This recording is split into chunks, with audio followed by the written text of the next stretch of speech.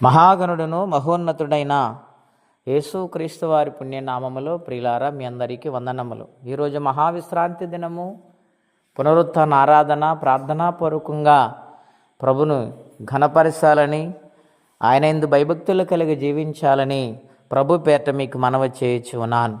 మీ అందరి ఆరోగ్యాలు, మీ కుటుంబాలు క్షేమము కొరకు దైవజనుడిగా ప్రతినిత్యము ప్రార్థన చేయుచు ఉన్నాను.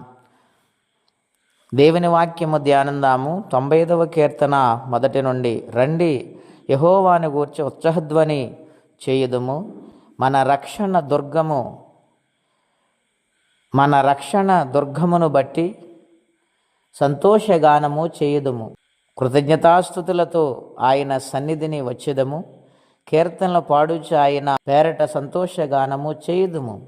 ప్రియమైన దేవుని బిడ్డలారా, పరిశుద్ధాత్మదేవుడు మనందరితో మాట్లాడుచు ఉన్నారు. దేవుని సన్నిధికి వచ్చి ఉత్సాహగానము చేయుచు సంతోషముతో ఆయనకు కృతజ్ఞతాస్తుతులు చెల్లించాలి. దేవునికి స్తుతులు ఎందుకు చెల్లించాలి, ఎందుకు ఆయన మహిమపరచాలంటే 4వ వచనములో రాయబడింది, భూమి అగాధ స్థలములు ఆయన చేతిలోనున్నవి, పర్వత శిఖరములు ఆయనవే, సముద్రము ఆయనది, ఆయన దాన్ని కలగజేసెను, ఆయన హస్తము భూమిని నిర్మించి. ఆయన మన దేవుడు.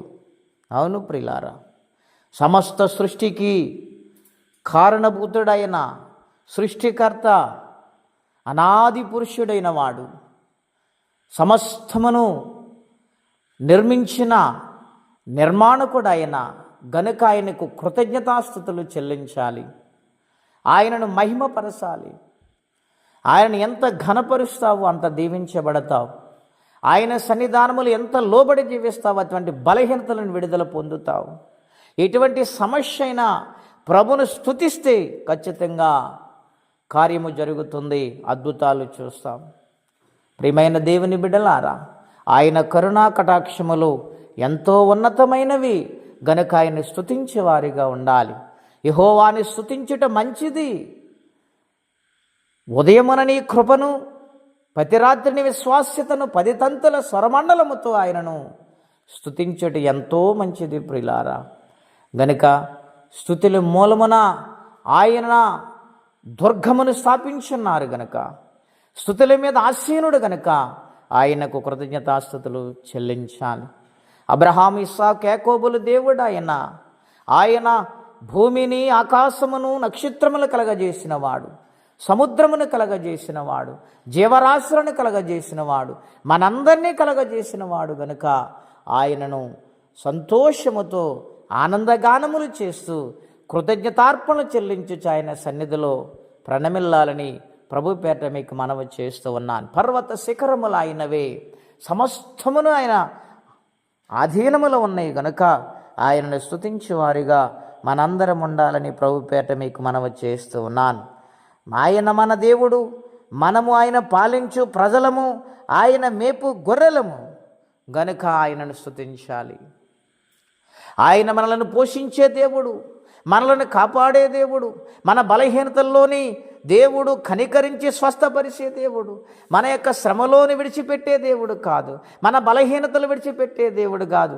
గనుక ఆయన మనకు సమస్తమును చూస్తున్నాడు గనుక ఆయనకు మహిమ చెల్లించాలి, కృతజ్ఞతార్పణలు స్తుతులు చెల్లించాలి. ఆ విధముగా దేవుని సన్నిధానములో వచ్చి ప్రణమిల్లి నీవే శరణ్యమని కోరితే దేవుడు ఖచ్చితంగా కార్యము జరిగిస్తారు. అటువంటి దీవెన ఆశీర్వాదము ఈ విశ్రాంతి దిన ప్రతి ఒక్కరూ పొందుకోవాలని కోరుకుంటే మాటలు ముగిస్తూ ఉన్నాను. ప్రార్థన అండి. అత్యంత కృపగలిగిన దేవా, మహోన్నతమైన మీ నామము కొరకై వందనాలు తండ్రి. నిన్ను స్తుతించినప్పుడు గొప్ప కార్యాలు జరిగిస్తావు. ఎవరే కష్టములో ఉన్నారు, ఏ సమస్యలు వారిని అంటాడుతున్నాయో, ఏ బలహీనతలు వారు నలిగిపోతూ ఉన్నారు, యేసు నామములో వారికి సహాయం పంపించి సమాధానము, మనసుకు నెమ్మదిని దయచేయండి. ప్రతి సమస్యను విడిపించండి నాయని. దినము దీవెనకరంగా మార్చమని, తోడుగొండమని యేసు నామములో అడుగుచున్నాము తండ్రి. ఆమెన్. దేవుడు దీవించును గాక. ఆమెన్.